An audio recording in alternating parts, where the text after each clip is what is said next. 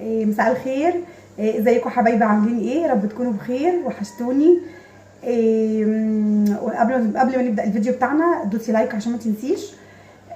انا النهارده عملت اكله حلوه قوي بصراحه. انا شفت الفيديو وعجبني قلت لازم اجربه، وحد قال لي على الطريقه دي فقلت اجربها واعملها وطلعت لذيذه وطعمه جدا.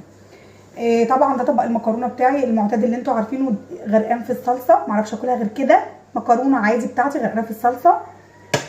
وعندي بقى الطبق الخطير الروعه ده.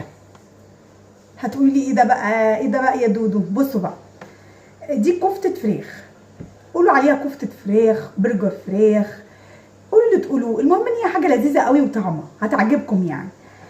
طب انت عاملاها ازاي يا دودو؟ ما صورتش الطريقه ليه؟ هقول لكم، عشان انا ما كنتش عارفه ان انا هصور بصراحه.